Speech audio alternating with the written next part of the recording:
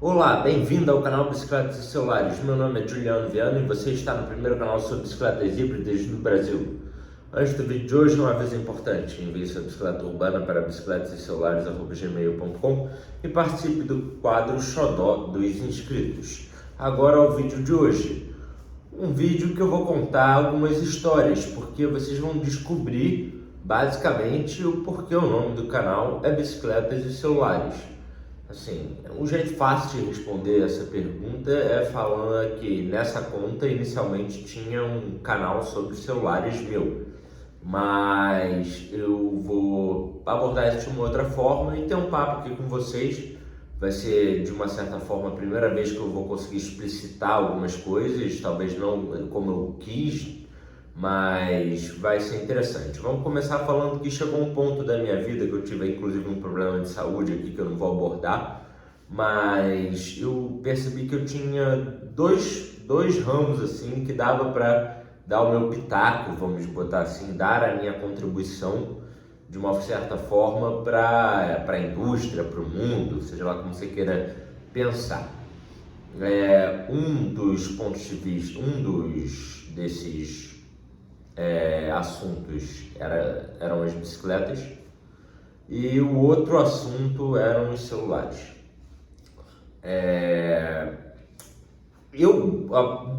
Começando a falar sobre bicicleta, né, porque o canal é sobre bicicleta, então eu tive a chave virou para mim mais ou menos, eu não lembro exatamente o ano, mas eu lembro que eu tinha uma Caloi Tuniner.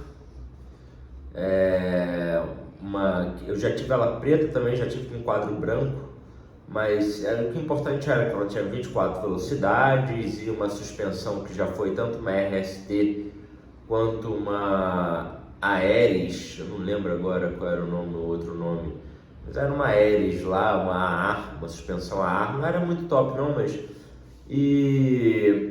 e ao mesmo tempo eu ganhei de um amigo meu, Tarcísio Vidigal, um cara aqui quase da família, aqui, muito próximo inclusive da minha mãe. Ele me deu uma Gary Fisher Marlin em 1994, já oversize, toda em cromoly, com garfo e quadro em cromoly. E nessa época eu morava aqui no Flamengo já e trabalhava em Benfica.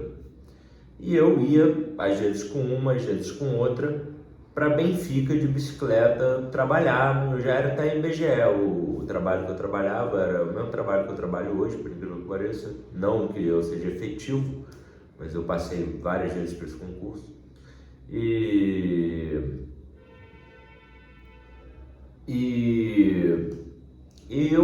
às vezes ia com uma e às vezes com a outra. E a verdade é que eu cheguei inclusive a me acidentar com as duas nesse vai e vem aí de quase 2 anos, nesse período que eu trabalhei lá em Benfica. E eu tinha mais prazer, eu cheguei à conclusão no final, teve uma hora que eu ia ter que vender uma, eu estava precisando de grana, eu ia ter que vender uma das duas, eu escolhi ficar com a Gary Fisher de cromo, que já pesava sub-11 naquela época. E tudo bem que a Caloi Tuniner não é nenhum exemplo de bicicleta atualizada, nada do gênero, era uma bicicleta também muito simples, mas eu me divertia mais, sentia mais prazer em pedalar com a Gary Fisher, que também era uma 26, um garfo rígido e guidão flat. Eu tive uma ou duas ou três experiências na minha vida com guidão drop, a maioria em Caloi 10, né, com mudança sem CSTI. Mas quanto mais eu me aprofundava nas bicicletas, talvez aqui por ser do Rio de Janeiro, uma região que tem vários rolês de subida, mais eu me interessava pelas relações de mountain bike, pelos grupos de mountain bike, menos pelo STI e tal, até porque nunca foi uma coisa muito compatível, muito fácil de fazer. E acabou que eu optei pelo guidão flat e conforme eu fui amadurecendo essa ideia, e aí talvez tenha chegado no ponto que eu percebi que isso realmente pudesse fazer diferença para as outras pessoas, eu percebi que a minha bicicleta ia ser melhor se eu fizesse com guidão flat do que se eu fizesse com o guidão drop, que era gravel, que estava surgindo a moda. Isso começou quando eu tinha essa Gary Fisher Marlin, ainda nem se falava em gravel, Mas assim, quando as graves começaram a surgir, em algum momento eu me questionei, pô, será que não é boa ir para grave? E eu botei assim, eu já tinha bastante conhecimento de bicicleta, botei no papel assim as coisas e analisei. E a conclusão que eu cheguei é que uma bicicleta vai ser melhor, assim, em vários sentidos, inclusive mais viável, se eu optar pelo guidão flat. E aí foi que eu decidi assim pelas bicicletas híbridas, né? Eu cheguei a comprar uma Active, a Active foi minha primeira híbrida. Eu vendi a Gary Fisher por um preço ridículo, né? Não quero nem falar sobre isso. Mas vendi a Gary Fisher, comprei a Active, que foi minha primeira híbrida, e aí daí pra frente eu fui me aprofundando. Por que eu saí do 26 fui pro 700? Principais argumentos era em relação a qualidade de componente, pneu, pé de vela, porque os pé de vela já não estava mais fabricando pé de vela 42, que era o mínimo no 26 que eu considerava, e eu pensava em progredir, né? Eu falei, pô, você não fabrica, agora só fabrica 40, e o mínimo para mim é 42, e não tem perspectiva de lançar um 44, tipo, começou a ficar um negócio meio inviável, até ficar peneirando peça velha, gastando peça velha, procurando coroa, inviável. Então assim, beleza, vendi a Gary Fisher, pé de vela SX, LX, RC, tudo muito top a bicicleta, pesando 10,6 kg, e comprei a Active. Aí vai Active, vem Active, tive algumas Active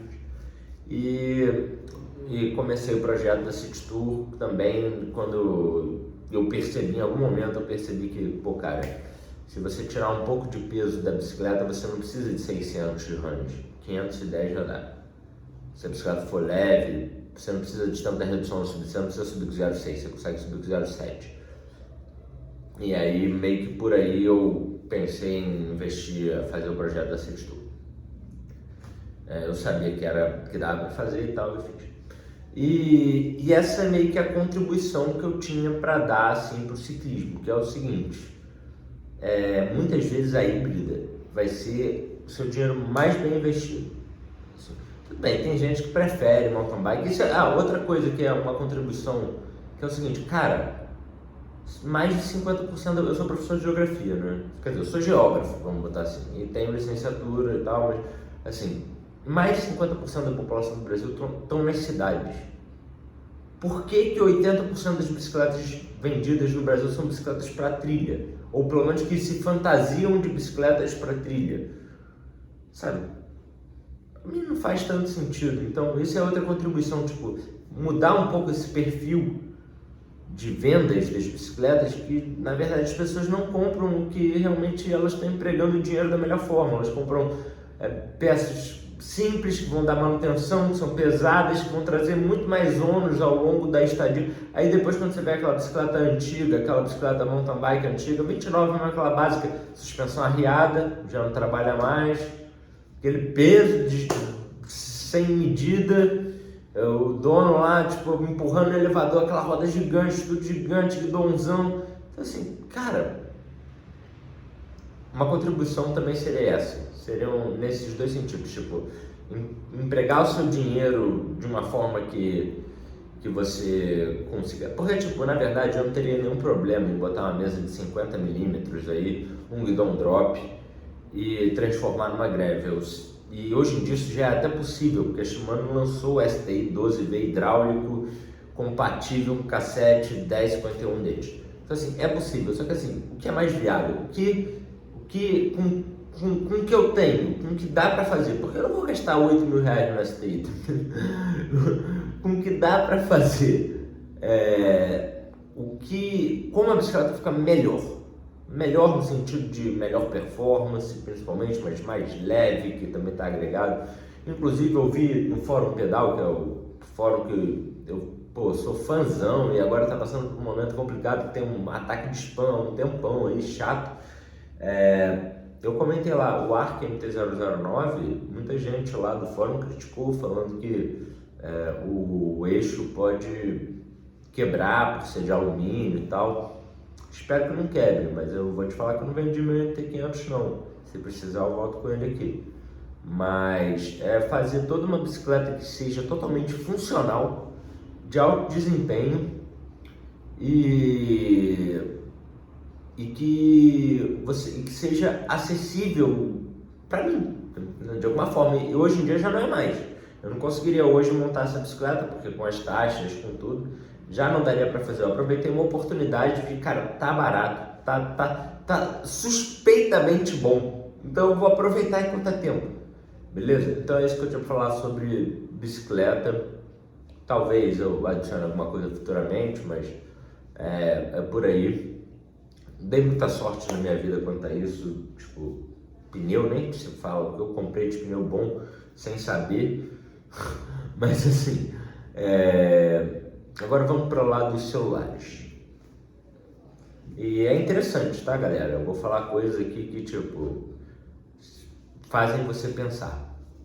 Em 2014, 2015, eu comprei um Sony Z3 Compact. Naquela época os celulares estavam começando a crescer e eu tenho uma mão bem grande, eu gosto de usar o celular com uma mão só, até porque eu ando de bicicleta, sei lá, eu acho que tipo, a ergonomia, eu não abro mão da ergonomia do negócio ser perfeita para mim, até porque minha mão é grande, então dá para ver um vídeo de boa, sabe? Eu entendo pessoas que têm uma mão muito pequena falam, não, a tela ficou muito pequena demais para assistir e tal.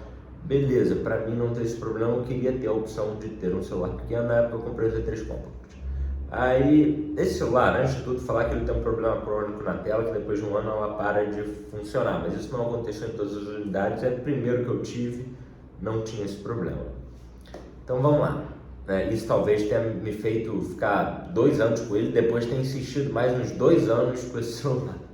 Ele tinha 16 GB de RAM, hoje em dia, de ROM. Hoje em dia eu já considero ele um celular ultrapassado, né? Mas ele tinha várias características legais, como um botãozinho para câmera, com 2 estágios para foco e clique, que hoje em dia o iPhone está imitando.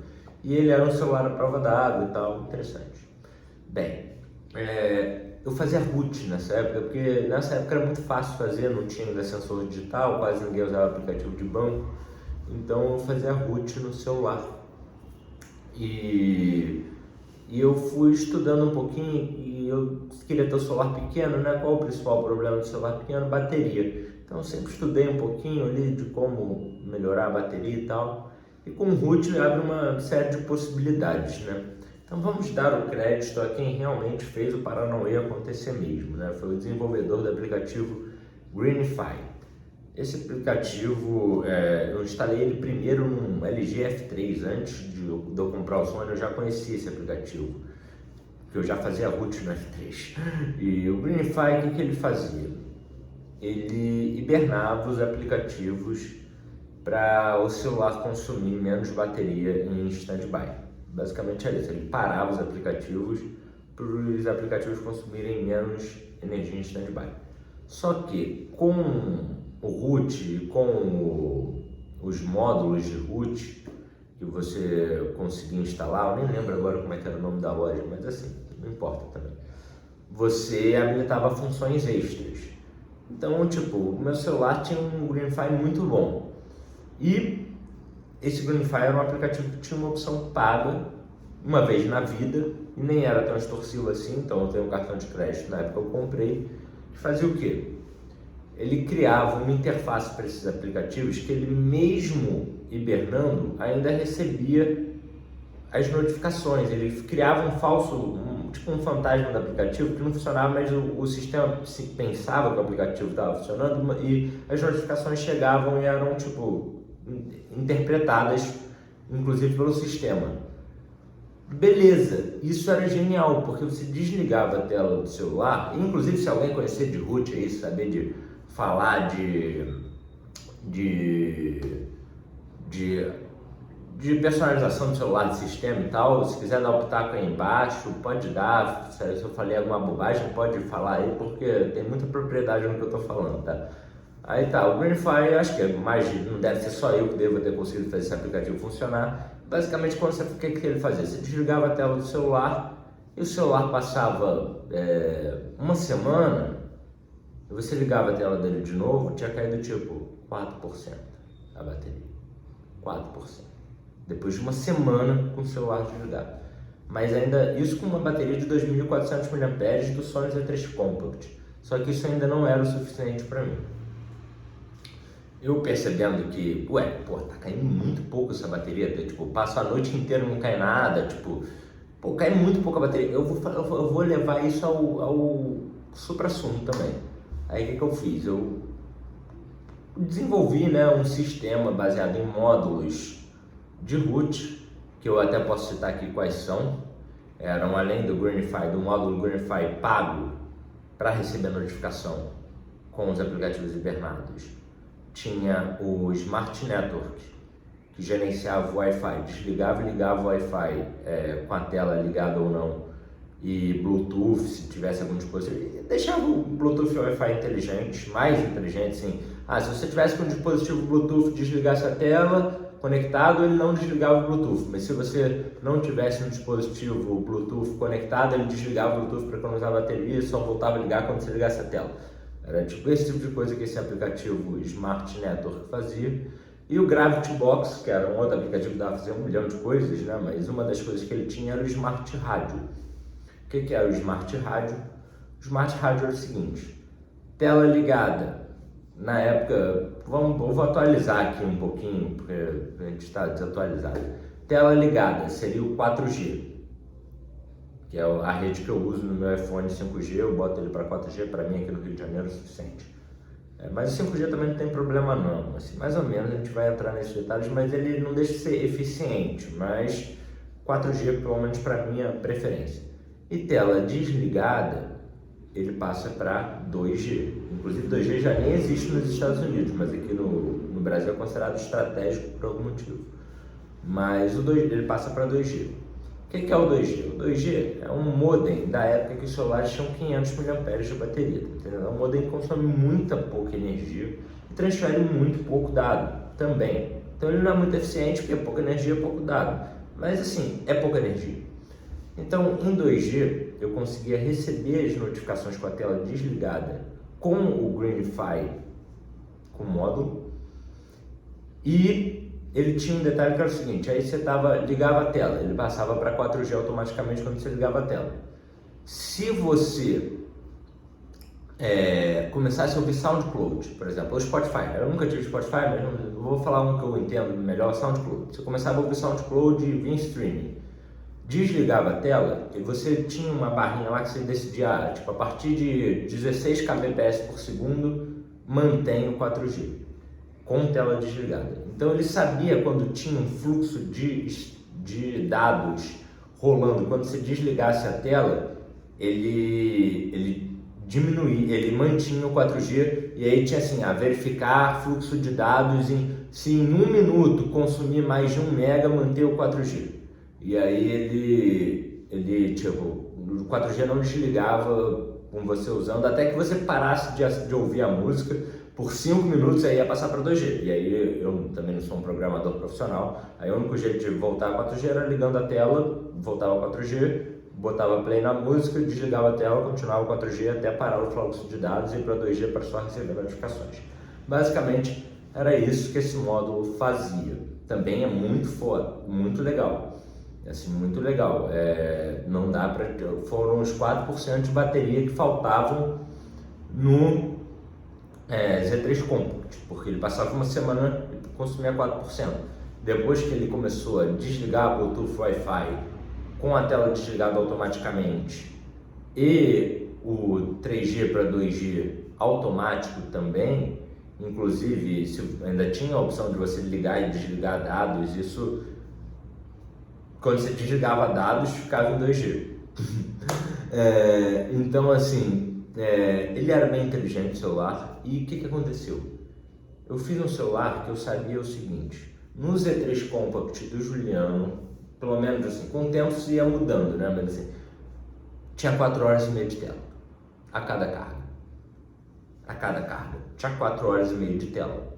Não importa, até porque eu nunca fui muito de jogar, assim, eu nunca joguei muito celular. Até que nesse Z3 Compact eu instalei um emulador de Nintendo 64, porque ele tinha aquele botãozinho dedicado para câmera, e aí tipo, usava aquilo como gatilho, era, sei lá, cara, ficou legalzinho como emulador de 64, mas era só uma coisa tipo da minha infância e tal. Mas eu nunca fui jogar, hoje em dia eu não jogo nada. E eu sabia que eu ia ter 4 horas e meia de tela, basicamente, independente do que eu fizesse ali, mais ou menos, ia ter 4 horas e meia de tela. Até porque era uma tela LCD, então não importava se tivesse preto ou branco, era sempre o mesmo consumo, era 4 horas e meia de tela por carga. E o celular não gastava nada em stand-by e eu recebia as notificações em 2G, tá entendendo? Então assim, eu sou professor de geografia, como eu já disse, eu sei que isso vai contra o toyotismo, porque tipo, isso diminui a obsolescência dos produtos, mas cabe dizer que enquanto o meu Sony ficava uma semana, que foi o tempo máximo que eu tive saco de ficar testando, sem mexer no celular, né? Uma semana sem gastar nem 1% de bateria em stand-by, isso que eu tô falando não é com 100% não, é tipo, tirei com 66, desliguei, usei um pouco, esperei descer para 65, desliguei, esperei uma semana e liguei a tela 65 e cheio de notificação, tá? Isso que aconteceu. Por acaso, quando eu fui divulgar isso pro mundo, no meu canal no YouTube, parou de funcionar o meu sistema. Começou a consumir bateria como um celular normal do dia pra noite, isso me deixou mais maluco ainda. Como eu falei, eu tive problemas de saúde, talvez, por causa desse celular. Mas, assim, era bem impressionante. Além de, depois do tempo, quando eu comecei a ficar tão vislumbrado no celular, eu abri ele, estudei ele, selei ele melhor ainda. Ele tinha um conector de carga por magnetismo, então você conseguia não usar a porta micro USB dele. O que eu fazia? Eu usava o Wi-Fi Transfer, que hoje é um aplicativo pago, mas naquela época era grátis, que transferia os arquivos do celular para o computador via Wi-Fi, por IP, e o carregador era magnético. Então eu selei o celular inteiro, inclusive a porta P2, que no Z5 Compact já não existia, sei lá, nem lembro disso, mas tipo, selei a porta P2, mergulhei ele na água salgada, tem um take dele na água salgada, em Ipanema, com o pôr do sol, no meu Instagram pessoal. Tipo, ele continuou funcionando perfeitamente, tirei, comprei uma água de 600 ml, joguei em cima dele, continuou funcionando perfeitamente, até que o problema do touch veio à tona, porque eu já tinha levado uma assistência que estragou o seu... Bem, no final das contas, eu tenho... tem um touch aí que talvez funcione, mas o cabo flat dele deu problema, então de qualquer jeito o celular... Não adianta, já era, o celular é passado. Mas eu fiz coisas muito interessantes com ele, era um celular à prova de água do mar, porque não tinha nenhuma conexão, eu transferia por Wi-Fi e carregava por magnetismo, e não é indução não, eram 2 pininhos de cobre que tinha na carcaça do celular que um ímã fazia contato físico e passava energia sem perda por calor, sem perda de nada disso. Então é isso, cara, esse celular daí era uma outra contribuição que eu tinha para fazer para o mundo, porque o Sony Z3 Compact tem 2.400 mAh de bateria. O iPhone 13 mini, que é o meu atual celular, tem 2.400 mAh de bateria. O Sony passava uma semana sem perder 1%. O iPhone perde 2% em modo avião, sem rede celular, sem Wi-Fi, sem emitir radiação, sem ter nada para gastar bateria, ele consome 2% a cada 7 horas. Então, assim, isso, e olha que o iPhone a Apple é a única empresa que consegue ter um sistema que gerencia a bateria bem o suficiente para eles terem um celular de 5.4 polegadas. Então, tudo isso, assim, contribuiu para eu ter esses segredos guardados dentro de mim. Como eu disse, quando eu fui divulgar o vídeo, quando eu fui divulgar essa coisa do celular, não gastar bateria em stand-by, parou de funcionar, e como eu fazia muito root, eu limpava o celular, muitas vezes eu zerava o celular para tentar coisas novas, e eu não tinha muito cuidado com os registros das coisas. Então em algum momento eu falei, vou botar no YouTube o vídeo da bateria uma semana, e eu já não tinha mais o print, o vídeo, porque também não adianta o print, eu não tinha o vídeo da bateria uma semana sem perder bateria. Mas é possível, eu acho que não fui só eu que mexi com o Greenify. O Greenify já é surpreendente, tá? Já fazia um milagre muito impressionante. Quem mexe com root vai conhecer o Gravity Box, vai conhecer o Smart Radio, que era a função do Gravity Box, talvez conheça o Smart Network, talvez já tenha feito até o que eu já fiz. e sabe desse segredo da indústria que, assim, os celulares poderiam ser muito melhores do que eles são. Eles poderiam ter um tempo de tela praticamente definido. Claro que as pessoas jogam e tal, isso atrapalha. Mas assim, se você tiver um uso padrão, o celular poderia ter um tempo de tela que vai decrescendo um pouquinho com o tempo, mas tipo, que não importa se você vai acampar e fica só usa o celular 2 horas por dia, você vai poder passar 3 dias, 4, 5 dias com o celular, usando 1 hora por dia o celular e saber que depois de 5 dias tu vai ter 5 horas de tela com ele. Independente, você vai poder medir quanto falta para acabar a bateria do seu celular em tempo de tela, porque não é preciso consumir bateria em stand-by para receber a notificação. Não sei agora que não existe mais 2G, só tem 3G nos Estados Unidos e tal, e as modems vão consumindo mais bateria, mas cá entre nós, cara, dá. Então é isso, cara, esses são os 2 segredos que eu tinha para falar, o sobre bicicleta e o sobre celulares. Uma outra coisa interessante sobre esse celular da Sony, quanto mais eu falo, mais dá vontade de falar. Você podia verificar se ele estava à prova d'água antes de botar ele embaixo d'água, porque o barômetro dele, diferente do meu iPhone, não sei porquê, ficava dentro do celular na parte selada. Então, se você pressionasse um pouco a tela, você via no barômetro mudando a pressão dentro do celular, você tinha certeza que o celular estava selado, você podia botar ele debaixo d'água antes de botar. E, tipo, inclusive acho que fizeram um aplicativo para isso, para Z3 Compact na época, que você pressionava a tela e ele dava um ok para a prova d'água. Pra você ter uma ideia do blowing mind que o negócio era. Então é isso, era um celular com 20 megapixels, ele tinha modo noturno no modo automático, e a Sony nem divulgava isso. É interessante. As contribuições eram essas, com certeza tem mais, assim, volta e meia eu passo por algum assunto que eu falo, cara, eu tenho uma contribuição para fazer quanto a isso. Mas assim, esses daí foram os que eu consegui executar. Eu saí dos celulares, por quê? Porque no celular, cara, eu não sou programador, então eu não tenho muito controle da coisa. Deu ruim, não tem nada que eu possa fazer. Aqui é muito mais mecânico, não tem software. Você sente e vê tudo que acontece na bicicleta. Então, tipo, depende muito mais de você para resolver os problemas do que no caso do celular, cara, que eu tava totalmente vendido. Eu tava usando o trabalho dos outros, fazendo um sistema a partir de fragmentos de trabalho dos outros. Então, é claro que eu fiz já interfaces muito maneiras, muito mais legais que as interfaces que tem nos celulares hoje, muito mais simples, muito mais... Bem, aí ó, é a hora de terminar. Tchau, tchau, gente. Até a próxima, espero que tenham gostado.